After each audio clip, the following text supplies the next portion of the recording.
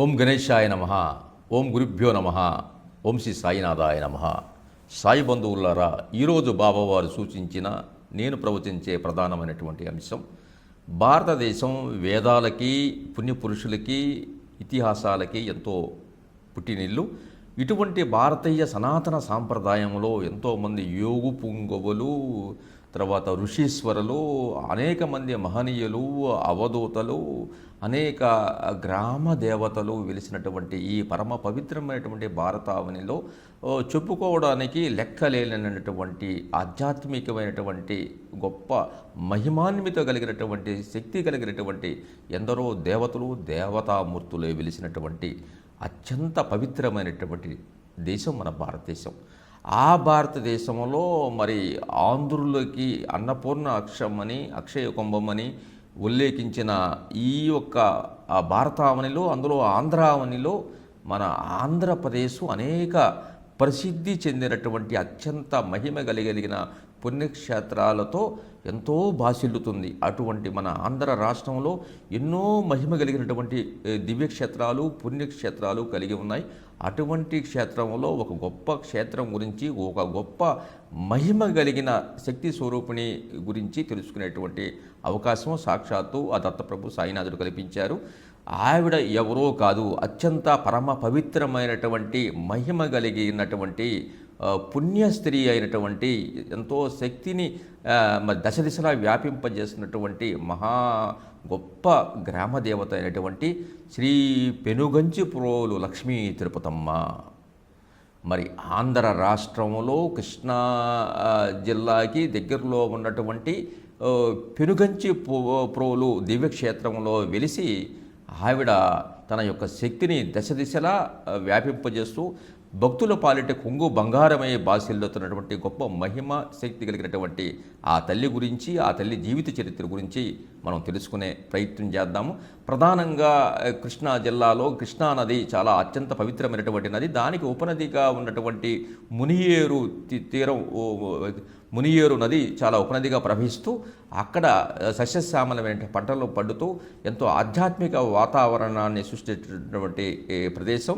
అటువంటి ప్రదేశంలో జరిగినటువంటి యథార్థమైనటువంటి సంఘటన, యథార్థమైనటువంటి కథ, యథార్థమైనటువంటి ఈ యొక్క జీవిత చరిత్రను తెలుసుకునేటువంటి అవకాశం మనం చేద్దాం. ఈ కాలంలో పెనుగంచి ప్రోలు అనేటువంటి గ్రామానికి అతి సమీపంలో కలిగినటువంటి గోపినేని అనిగండ్లపాలెం అనేటువంటి గ్రామంలో ఒక అత్యంత పుణ్యమైనటువంటి దంపతులు కొల్లా శివరామయ్య, రంగమాంబ అనేటువంటి పుణ్య దంపతులు ఉండేవారు. వారు ఎంతో భక్తిపూర్వకంగా అనేక రకాలు పూజలు, పునస్కారాలు, దానాలు, ధర్మాలు చేస్తూ వారు గొప్ప ధనవంతులు అయ్యి పాడి పంటలతో ఎంతో చాలా అభివృద్ధిగా, చాలా అన్యోన్యంగా, ఆనందంగా గడుపుతూ ఉన్నారు. వారికి కావలసినటువంటి అన్నీ ఉన్నాయి, సకల సంపదలు ఉన్నాయి, ఐశ్వర్యాలు ఉన్నాయి, పాడి పంట అన్నీ ఉన్నాయి.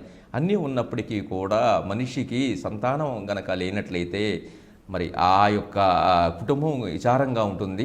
కాబట్టి సంతానం లేనటువంటి తమ బాధ ఎంతో వాళ్ళని కుంగదీస్తూ ఉండేది. అన్నీ ఉన్నప్పటికీ కూడా, అదేవిధంగా దాన ధర్మాలు చేస్తున్నప్పటికీ కూడా, ఎంతోమంది దేవుళ్ళని కొలుస్తున్నప్పటికీ కూడా తమకి సంతానం లేనందుకు ఆ దంపతులు ఎంతో మదనపడుతూ బాధపడుతూ ఉన్నారు. ఇటువంటి క్రమంలో వారు సాక్షాత్తు తమ కులదైవమైన ఏడుకొండల వెంకటేశ్వరుని యొక్క ఆ దివ్య స్వరూపాన్ని వారు దర్శించుకొని ఆయన అనుగ్రహంతో సంతాన భాగ్యం కలగాలని చెప్పేసి ఆ దంపతులు అనుకున్నారు.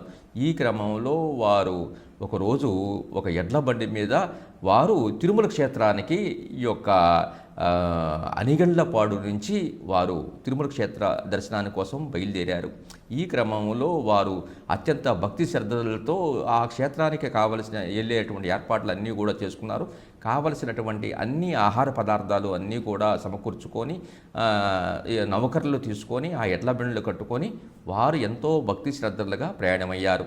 ఈ రకంగా బయలుదేరినటువంటి ఈ యొక్క అనిగండ్లపాడు నుంచి బయలుదేరినటువంటి ఆ ఎడ్లబళ్ళి క్రమంగా వివిధ ప్రదేశాలు దాటుకుంటూ, క్షేత్రాలను దర్శించుకుంటూ, మధ్య మధ్యలో పుణ్యక్షేత్రాలను చూస్తూ, అక్కడ మజిలీలు చేస్తూ, ఆహారం తీసుకుంటూ, వెంకటేశ్వర స్వామిని పూర్ణమైనటువంటి భక్తితో కొలుస్తూ, ఆరాధిస్తూ ఆ క్షేత్రానికి బయలుదేరుతూ చివరగా పవిత్రమైనటువంటి కలియుగ వైకుంఠమైనటువంటి ఏడుకొండల వెంకటేశ్వర స్వామి యొక్క ఏడుకొండల పైకెక్కి ఆయన సన్నిధానానికి దగ్గరగా చేరారు. ఆ క్రమంలో స్వామివారికి ఒక ధ్వజస్తంభం నెలకొల్పాలన్నటువంటి గొప్ప ఆలోచన ఈ యొక్క మన శివరామయ్య రంగమాంబ దంపతులు కలిగింది. ఈ క్రమంలో అక్కడ ఉన్నటువంటి ఆ పరిసర ప్రాంతాల్లో ఉన్నటువంటి అక్కడ నౌకర్లను పిలిపించి తనకి కావలసినటువంటి ఒక గొప్ప ధ్వజస్తంభానికి కావలసినటువంటి ఒక చెట్టుని, ఒక స్తంభాన్ని కావాలని చెప్పేసి వాళ్ళని అడిగారు. ఈ క్రమంలో నౌకరులందరూ అక్కడ చుట్టుపక్కల ఉన్నటువంటి ఒక గొప్ప బాగా పెరిగినట్టు వేపుపోయినటువంటి ఒక చెట్టుని వాళ్ళు చూశారు. ఆ చెట్టు దగ్గరికి వెళ్ళి ఇది ధ్వజస్తంభానికి సరైందని చెప్పేసి ఈ యొక్క శివరామయ్య సూచించాడు. ఈ క్రమంలో ఆ యొక్క నౌకర్లు ఆ స్తంభాన్ని కొట్టే ప్రయత్నం చేశారు.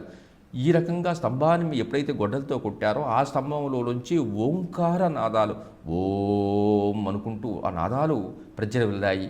ఒకసారి వీళ్ళు కొట్టే కొద్దీ ఆ యొక్క ఓంకారం మరింత ప్రజ్వరమై ఒక్కసారిగా ఆ చెట్టు కొమ్మని కొట్టగానే ఆ మానును అందులో నుంచి ఒక మహాఋషి, తపస్సు చేసినటువంటి ఋషి ప్రత్యక్షమయ్యాడు. అతను ఒక్కసారి ఆగ్రహ ఆవేశుడయి ఎవరైతే తన ధ్యానాన్ని తపోభంగాన్ని విఫలం చేశారు కాబట్టి, భంగం చేశారు కాబట్టి ఈ యొక్క శివరామయ్య దంపతుల మీద ఆగ్రహిస్తూ నన్ను నా తపోభంగం మీరు ఇచ్చేశారు కాబట్టి మీకు కలిగినటువంటి సంతానానికి అనేక కష్టాలు, అనేక ఇబ్బందులు వచ్చి మీ సంతానం కోల్పోవుగాక అని చెప్పేసి ఆ మహాఋషి ఆ దంపతులను శపించాడు. ఎమ్మటే భయభ్రాంతులై ఒక్కసారి నెవరిపై క్షణములు అనుకోకుండా జరిగిన ఈ హఠాత్ పరిమాణానికి ఈ శివరామయ్య రంగమాంబ దంపతులు ఆ యొక్క మహర్షి కాళ్ళ మీద, పాదాల మీద పడి తమను క్షమించమని వారు కోరారు. అప్పుడు ఆ యొక్క మహర్షి కాస్తంత శాంతవంతుడై తిరిగి మళ్ళీ ఆ శాపాన్ని, మహర్షి చేసినటువంటి శాపాన్ని ఉపసంహరించుకోవడం కుదరదని, అయితే వారికి జన్మించినటువంటి పుత్రిక సకల సౌందర్యవతి అయి, సకల విద్యాపారాయణై, జ్ఞానవంతురాలై, గొప్ప దేవతామూర్తి ఎలిసి తరతరాలుగా వారి జీవిత చరిత్రలకు ఒక తలమానికంగా ఉండి ఒక ఆధ్యాత్మిక శక్తిగా వృద్ధి చెందగలదని చెప్పేసి దీవించి వెళ్ళిపోయాడు. ఈ క్రమంలో వారు ఆ దృశ్యం అయిపోయినాక అక్కడ స్వామివారి దగ్గర నిద్ర చేశారు. నిద్ర చేస్తే స్వప్నంలో వెంకటేశ్వర స్వామి స్వప్న దర్శనమై ఒక చక్కటి నీకు 12 ఆడపిల్లని జన్మిస్తాను, నా వంశంతో ఆ అమ్మాయి జన్మించిద్ది అని చెప్పేసి ఆ అమ్మాయికి తన పేరు పెట్టమని సాక్షాత్తు ఆ తిరుమల తిరుపతి వెంకటేశ్వర స్వామి ఆ దంపతులకి స్వప్న దర్శనం చేసి ఉపదేశం చేశారు. తెల్లవారుగానే ఈ యొక్క స్వప్నాన్ని వాళ్ళిద్దరూ భార్యాభర్తలు చెప్పుకున్నారు. వారెంతో భక్తి శ్రద్ధలతో ఆనందంగా అక్కడ నుంచి చాలా సంతోషంగా నిష్క్రమణ అయ్యారు. ఈ విధంగా తిరిగి వారు ఉన్నటువంటి గ్రామము ఈ యొక్క అనిగిళ్ళపాడుకి చేరుకున్నారు. వచ్చిన వెంటనే అక్కడ చాలా ఆనందంతో వారు వెంకటేశ్వర స్వామి యొక్క పూజ చేసి ఆ ప్రసాదాలు అందరికీ పంచిపెట్టి దాన ధర్మాలు చేసి ఎంతో భక్తి శ్రద్ధగా ఉన్నారు. కొలిది కాలంలోనే ఆ యొక్క రంగమాంబ తల్లి గర్భవతి అయింది. తర్వాత 9 మాసాలు మోసినాక ఒక పండింటి అందమైనటువంటి అమ్మాయిని ప్రసవించింది. పూర్ణచంద్రం వలె కలకలలాడుతూ చాలా గొప్ప శక్తి కలిగి ఆ బాలిక పుట్టుకతోనే కారణజన్మకురాలై దేదీప్యమానంగా ఎరుగుతుంది. అటువంటి ఆ బిడ్డను ఈ యొక్క శివరామ రంగమాంబ దంపతులు ఎంతో అల్లారు ముద్దుగా, ఎంతో ఆనందంగా ఆ పిల్లని పెంచుతూ ఉన్నారు. బాల్యంతోనే ఆ తల్లి పుణికిపుచ్చుకున్నట్టుగా అనేక భక్తి శ్రద్ధలు కలిగి భగవంతుడి పట్ల పూర్తిగా ఆధ్యాత్మిక చింతనలో కలిగి అనేక శ్లోకాలు, పద్యాలు చెప్పడం ఆరంభించింది. దేవుణ్ణి కొలవడం ఆరంభించింది.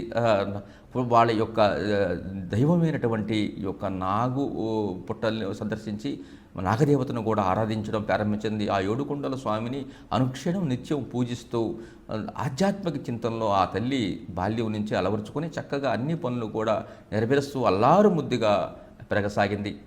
ఆ పిల్ల యొక్క ముచ్చట ఆలన చూసి ఆ గ్రామస్తులందరూ కూడా ఆనందంగా సంతోషపడేవారు.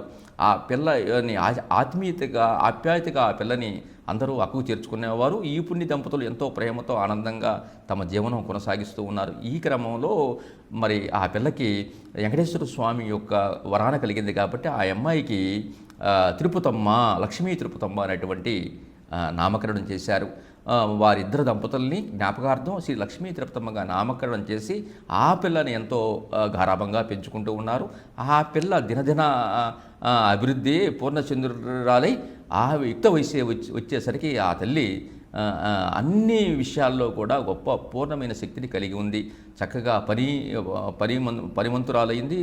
అదేవిధంగా పని పాటల్లోనూ, ఆధ్యాత్మిక చింతల్లోనూ, తర్వాత తోటి వారికి సహాయం చేసే గుణంలోనూ, దైవ చింతనలు, భజనలు చేయడం, పూజలు చేయడం, ఇరుగు పొరుగు వారితో ప్రేమతో మాట్లాడడం, అందరినీ ఆదరించడం, అన్ని రకాలైనటువంటి అన్ని విషయాల్లో కూడా ఒక గొప్ప శక్తిని కలిగి సేవా నిరతిని కలిగినటువంటి గొప్ప సాత్వికురాలుగా, గుణవంతురాలుగా ఆ లక్ష్మీ తిరుపతమ్మ అందరి మన్ననలను అందుకుంటూ ఆ గ్రామ ప్రజల్ని చేత కొనియాడబడుతుంది. అటువంటి యుక్త వయసురాలు వచ్చినటువంటి తమ కుమార్తెకి చక్కని వరుణ్ణి అన్వేషించాలనే ప్రయత్నంతో వారు చూస్తూ ఉన్నారు. ఈ గ్రామంలో భగవంతుడి అనుగ్రహంతో అక్కడి దగ్గరగా ఉన్నటువంటి పెదకంచి ప్రోలు అంటే పెనుగంచి ప్రోలులో క్షేత్రంలో ఉన్నటువంటి అక్కడ ఉన్నటువంటి ఈ యొక్క కొల్లా శివరామయ్య తర్వాత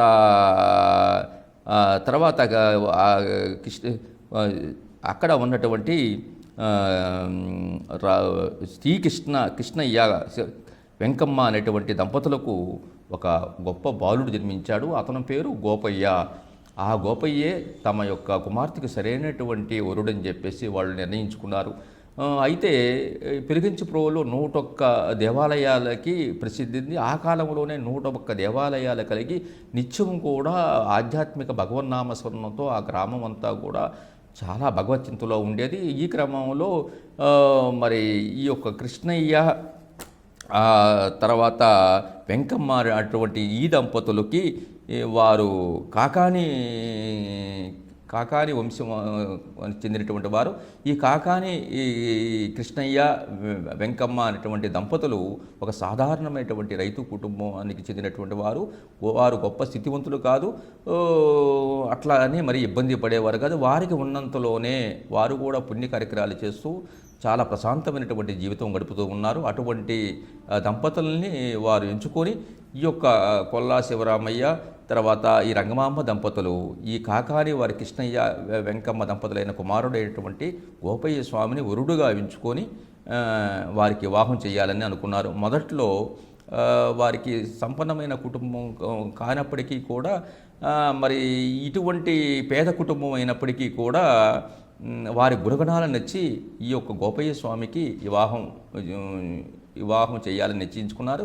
ఈ క్రమంలో వాళ్ళిద్దరూ కూడా మాట్లాడుకొని ఒక ముహూర్తం పెట్టుకొని ఆ యొక్క పుణ్య దంపతులైనటువంటి గోపయ్యకి తమ కుమార్తెమైనటువంటి లక్ష్మీ తిరుపతమ్మని ఇచ్చి అత్యంత వైభవంగా కోలాహలంగా కన్నులు పడ్డగ్గా ఎంతో వివాహం చేశారు.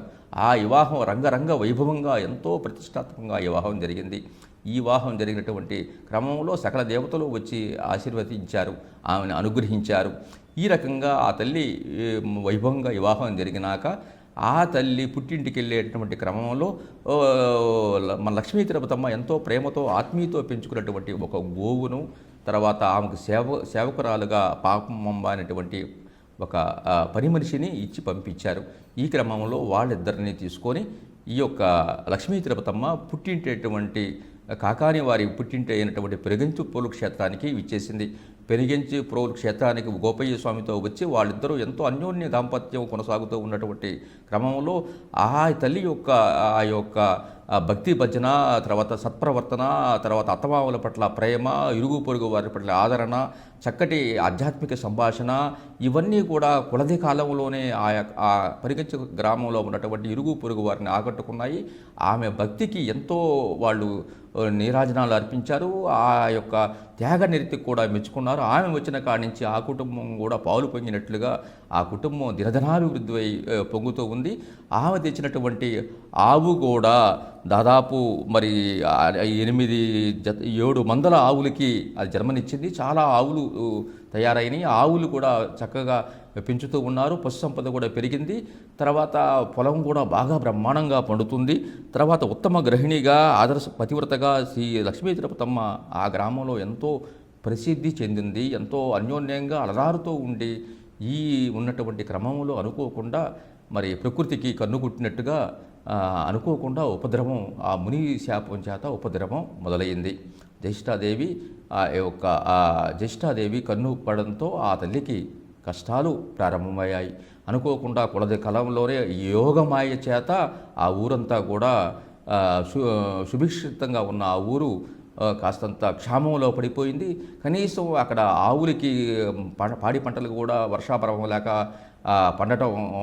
పండకుండా ఉండిపోయినాయి. తర్వాత పశువులకి సైతం మేత కూడా లభించలేదు. ఈ క్రమంలో మరి తనకు అత్యంత ఇష్టమైనటువంటి ఆవులకి మేత దొరకటం లేదని బాధపడి ఆ తల్లి ఆ ఆవులకి మేత కోసం గోపయ్య స్వామిని అభ్యర్థించింది.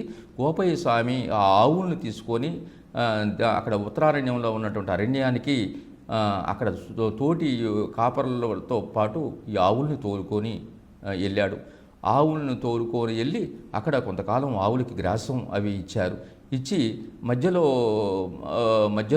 కొంతకాలం ఆగిన తర్వాత ఈ యొక్క తిరుపతమ్మ తల్లి ఎలా ఉందో అని చెప్పి ఆమె మీద ఉన్న ప్రేమ, ఆత్మీయత, అనుబంధంతో ఒకసారి మళ్ళీ పెరిగించిప్రోలికి వస్తే అప్పటికి అనుకోకుండా ఆ తల్లి యోగమాయ చేత ఆ తల్లికి అనుకోనటువంటి ఒక గొప్ప రోగమైనటువంటి పుష్టి వ్యాధి సంభవించింది.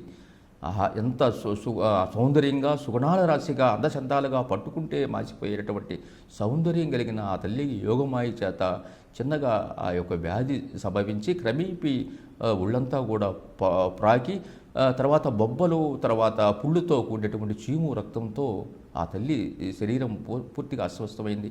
ఈ క్రమంలో మరి తోడుకోళ్ళటువంటి చంద్రమ్మ మల్లన్న, ఆమె భర్త అయినటువంటి గోపయ్య స్వామి తమ్ముడైనటువంటి మల్లన్న, ఆయన భార్య అయినటువంటి చంద్రమ్మ, వీళ్ళు కూడా ఈ యొక్క మన తల్లి లక్ష్మీ తిరుపతమ్మ యొక్క ఆమె యొక్క వైభవాన్ని చూసి, ఆమెను మెచ్చుకోవడం చూసి వాళ్ళకు కూడా ఈర్ష్య, అసూయలు ఎక్కువైపోయినాయి. వాళ్ళ అత్త అయినటువంటి వెంకమ్మకి లేనిపోయి చాడీలు చెప్పి ఆవిడ్ని కూడా ఆ మనస్సును పాడు చేసి మన లక్ష్మీ తిరుపతమ్మ తల్లి మీద ద్వేషభావాన్ని పెంచారు. ఈ క్రమంలో ఆ తల్లికి అనుకోకుండా కష్టాలు సంభవించాయి. ఆరోగ్యం పూర్తిగా క్షీణించిన దశలో ఈ యొక్క మల్లన్న, చంద్రమ్మ అటువంటి వారు ఈ వెంకమ్మకు చెప్పి ఆ తల్లిని ఇంట్లో ఉంటే ఆ వ్యాధి తమకు కూడా సోకుతుందని, అటువంటి వ్యాధిగ్రస్తురాలను ఉంచడానికి వీల్లేదని చెప్పి ఆ తల్లిని దూరంగా పడివేశారు. పశువుల కష్టంలో ఆ తల్లిని పడేసి అక్కడ ఏదో ఏడాదికి ఎప్పుడో ఒకసారి కాస్తంత నీళ్లు, గంజి ఇవ్వడం ప్రారంభించారు. చాలా దైన్యమైనటువంటి స్థితిలో ఉన్నటువంటి తిరుపతమ్మ తల్లికి మరి వారు పుట్టి ఇంటి నుంచి పంపించినటువంటి ఆ సేవకురాల పాక్మాంబే అన్నీ తల్లి, తండ్రి అన్నీ తాను తోడై ఆ తల్లి యొక్క దీనావస్థను చూసి ఆ తల్లికి సకల సపర్యలు చేసి ఆ తల్లిని చక్కగా పుండ్లు, ఆ గాయాలతో ఉన్న వాటిని శుభ్రపరిచి ఆ తల్లిని చక్కగా దువ్వి అలంకరణ చేసి ఆ తల్లి దుస్థితి చూసి ఏడుపు ఆపుకోకుండా చాలా శోకించింది. ఎంత అందంగా, ఎంత అన్యోన్యంగా ఉన్నటువంటి ఆ తల్లికి ఇంత కష్టం వచ్చిందని బాధపడింది. ఈ క్రమంలో ఆ తల్లి సపర చర్యలు చేసి ఎంతో ఆ తల్లిని ఎంతో ప్రేమగా దగ్గరగా చూస్తున్నటువంటి క్రమంలో తర్వాత అక్కడి నుంచి ఒక ఈ ఉత్తరారణ్యం గోపయ్య స్వామితో వెళ్ళేటువంటి సహచరులు, పశువులు కాపడానికి వెళ్ళిన వాళ్ళు అక్కడ హడావుడిగా ఒకసారి వచ్చారు. అయితే యోగమాయ చేత లక్ష్మీ తిరుపతమ్మకి తన భర్తకి త్వరలోనే మృత్యువాత సంభవిస్తుందని అర్థమైంది. జ్యేష్ఠాదేవి తన భర్తను తీసుకెళ్తాడని ఆ తల్లికి కనపడుతూ ఉంది. అయినా కూడా ఎంతో భక్తి శ్రద్ధలతో ఓర్చుకొని ఆ తల్లి భగవన్నామ స్మరణం చేస్తూ ఆ స్థితిని పొందుతూ ఉంది. ఇంతలోకి అక్కడ ఉన్నటువంటి సహచరులు వచ్చి మీ యొక్క భర్తని పులి ఒక పులి వచ్చి ప్రత్యేకంగా ప్రతిరోజు ఆవుల్ని ఇచ్చేస్తుంది. ఈ క్రమంలో ఆయన మీరు పెంచుకున్న ప్రేమతో ఉన్నటువంటి ఆవు మీద ఆ పులి రావడం చూసి నీ భర్త అయినటువంటి గోపయ్య స్వామి ఉండలేక ఆ పులితో పోరాడాడు. చాలాసేపు విరోచితంగా ఆ పులితో పోరాడినప్పటికీ ఫలితం లేకపోయిందమ్మా తిరుపతమ్మ తల్లి. మరి ఆ పులి చాలా తన యొక్క కోరలతో, తన దీనితో మీ స్వామిని అది ఒక్కసారి కొరికేసింది. స్వామి చనిపోయాడు. చాలా విరోచితంగా చివరి వంతుగా పోరాడాడు ఆవును రక్షిద్దామని. నీకు ఇష్టమైన ఆవుని అది చంపుతుందంటే అతను చూడలేకపోయాడు. చాలాసేపు భీకర యుద్ధం జరిగింది. చివరాంతం వరకు ఆ పులిని చంపుతామని అనుకున్నాడు. కానీ చివరిలో ఆ పులి తన పంజాతో మన స్వామివారి గోపయ్య స్వామిని చంపడం జరిగిందని వాళ్ళు విలపిస్తూ గోపయ్య స్వామి యొక్క వస్త్రాలని, ఆ రక్తంతో కూడినటువంటి బట్టల్ని ఆ తల్లికి ఇవ్వడం జరిగింది. ఈ రకంగా ఆ తల్లి ఆ వస్త్రాలను చూసి కాస్తంత బాధకి గురయ్యి తన కన్నీళ్లు జరజరా కారి యోగమాయతో అంతా అర్థం చేసుకొని మళ్ళీ గుండె నింపరం చేసుకొని నింపాదిగా అక్కడి నుంచి ఒక్కసారిగా ఆ తల్లి ఉదుటను లేచింది. పాపం మా అమ్మని వెంటనే తనతో రమ్మనుంది. ఒక్కసారిగా అక్కడ ఉన్నటువంటి గ్రామ పెద్ద మునుసుబు ఇంటికి ప్రయాణం చేయాలని చెప్పింది. అక్కడ ఆ మునుసుబు ఇంటికి బయలుదేరింది. ఆ మునుసుబు గారి ఇంటికి బయలుదేరి అక్కడ తన భర్త ఏ విధంగా ఈ యొక్క వీరమరణం పొందింది, తను దైవాంశురాలని, తన భర్తతో పాటు అగ్నిప్రవేశం చేయదలిచానని, తనకి రేపు ఉదయం లోప అగ్ని గుండాలు ఏర్పాటు చేయాలని, తాను ఆహుతి కాగలుగుతున్నానని ఆ యొక్క మునుసుబ్బికి ఈ కరణానికి ఆ తల్లి చెప్పడం జరిగింది. అయితే అప్పట్లో సతీ గమనం అప్పటికి నిషేధించబడింది. దానికి ఆ మునుసుబు ఎట్టి పరిస్థితుల్లో కూడా ఒప్పుకోలేదు, అది సాధ్యపడదు అన్నాడు. అయినా కూడా భవిష్యత్తు అంతా కూడా ఆ తల్లి చక్కగా చెప్పి ఇంటికి వచ్చేసింది. ఎప్పుడైతే ఈ విషయం చెప్పి ఇంటికి వచ్చిందో ఆ మునుసుబు అన్నం ఉంటే ఆహారం తింటున్నటువంటి క్రమంలో ఆ అన్నం కాస్త ఒక పురుగుల్లాగా దర్శనమిచ్చాయి. ఒక్కసారి వాటిని చూసి భయపడ్డాడు ఆ మునుసుబు.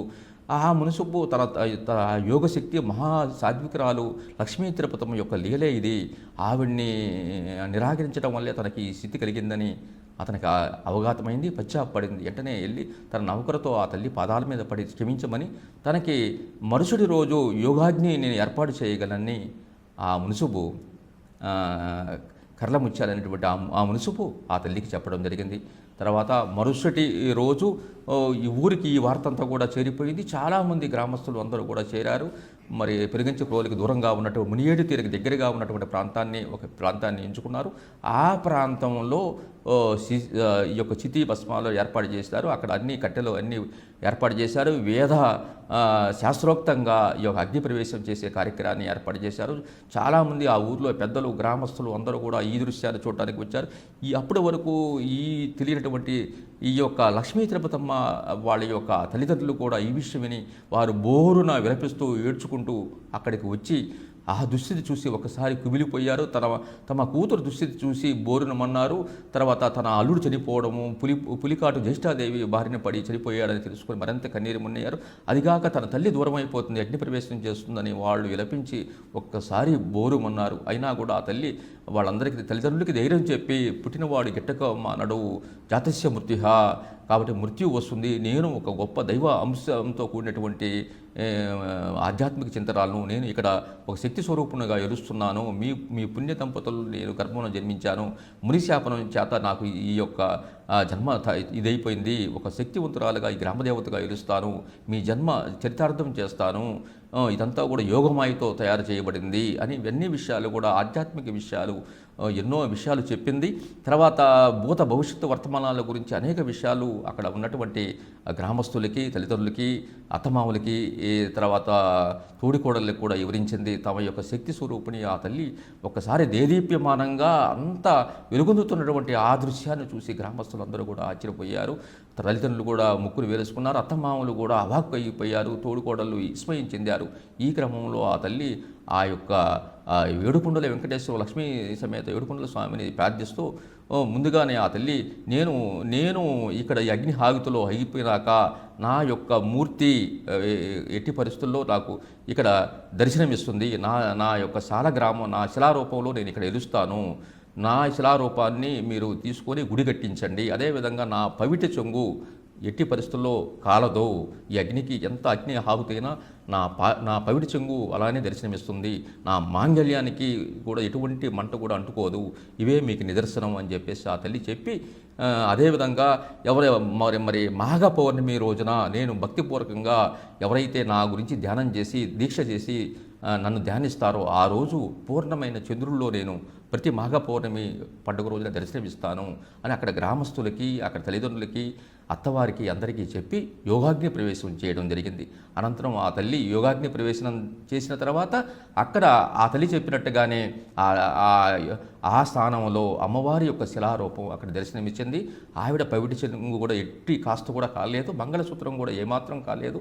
అక్కడ పవిత్రంగా దర్శనమిచ్చి గ్రామస్తుల్ని ఆశ్చర్యపరిచాయి. ఆ రోజు నుంచి తర్వాత ఆ తల్లి చనిపోయేటప్పుడు కూడా చెప్పింది, నా యొక్క యోగాగ్ని మాయ చేత జ్యేష్ఠాదేవి నా భర్తను చంపింది కాబట్టి ఆ జ్యేష్ఠాదేవి కూడా నేను చనిపోయినాక కొద్ది దినాలకే పులి రూపంలో వచ్చి నా చుట్టూ తిరిగి అది కూడా మృత్యువాత పడుతుంది, మరణం సంభవిస్తుంది, ఆవిడకు కూడా దేవాలయం కట్టండి అని చెప్పేసి ముందుగానే సూచించింది. ఈ క్రమంలో ఆ తల్లి యోగాగ్ని ప్రవేశించిన తర్వాత ఒక పులి, జ్యేష్ఠాదేవి పులి వచ్చి పెద్దగా గాండ్రిస్తూ ఉన్నప్పటికీ కూడా ఆ తల్లి చెప్పింది కాబట్టి గ్రామస్తులందరూ భయపడ్డారు. 3 సార్లు అది మొదట ఆ పులి ఆ పక్కనే ఉన్నటువంటి మునియేరు తీరంలో ఒక స్నానం చేసి తర్వాత ఆ తల్లి మరి యోగాగ్ని ప్రవేశం చేసినటువంటి ఆ ప్రదేశంలో 3 పర్యాయాలు చుట్టూ తిరిగి ఆ తల్లి కూడా, ఆ జ్యేష్ఠాదేవి పులి కూడా ప్రాణం విడిచింది.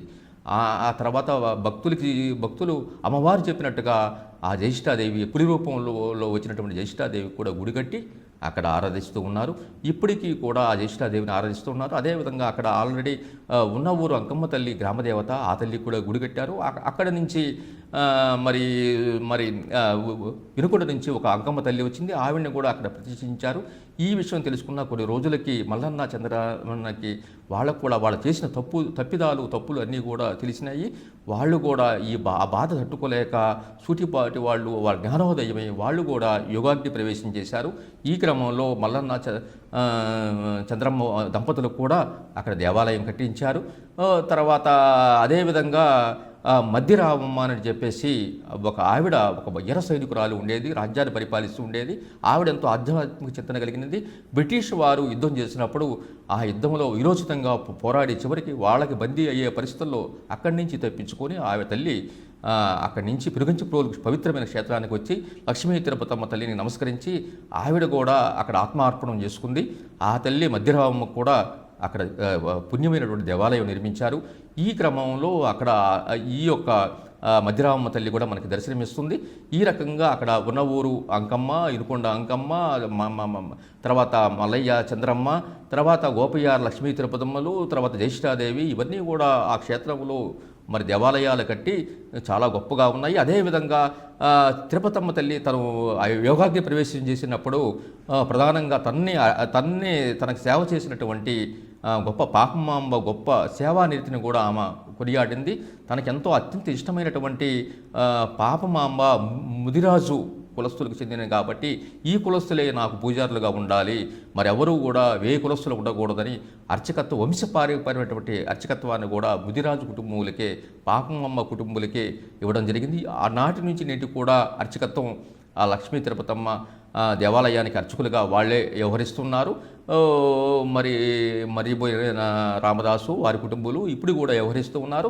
ఆ తర్వాత ఆ తల్లి ఆ క్షేత్రంలో మహిమాన్వితమైన క్షేత్రంగా ఎలిసి పొంగు బంగారమై విరాజిల్లుతుంది.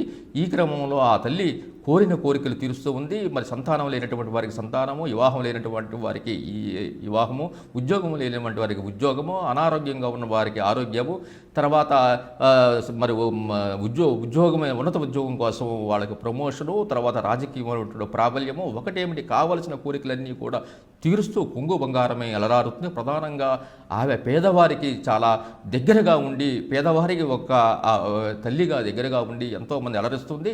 దేశ విదేశాల్లో ఉన్నటువంటి భక్తుల్ని తన యొక్క యోగశక్తితో ఆ మహిమాన్వితురాలతో అలరాలుతూ గొప్ప పవిత్రమైనటువంటి పుణ్యక్షేత్రంగా ఈ పిరుగంచిప్రోలు క్షేత్రం విరాజిల్లుతూ శోభిల్లుతుంది. గతంలో చిన్న గుడిగా ఉన్నటువంటి ఈ దేవాలయం ఇప్పుడు చాలా ఎకరాల్లో విస్తరించి ఎంతో పెద్ద దేవాలయ ప్రాంగణం ఏర్పాటు చేశారు. ఆ తల్లి ఇప్పటికీ ఆ పక్కనే గోవు ఇష్టం కాబట్టి గోశాలను ఏర్పాటు చేయడం, గోవుల్ని అక్కడ పూజించుకునే ఏర్పాటు, తర్వాత సేవ చేసినటువంటి పాపమామకి కూడా పక్కనే విగ్రహం కడతం జరుగుతూ ఉంది. ప్రత్యేకంగా ఆ తల్లికి బోనాలు సమర్పించడము, తర్వాత పొంగళ్ళు నివేదన చేయడము, తర్వాత వారు కోరుకున్నటువంటివి కూడా ఆ తల్లికి సమర్పించడము జరుగుతూ ఉంది. అనేక రకమంది తమ భక్తులను కోరికలు తీర్చుకోవడానికి అక్కడికి విచ్చేసి ఆ తల్లి యొక్క అనుగ్రహంతో కోరికలు తీర్చుకుంటున్నారు.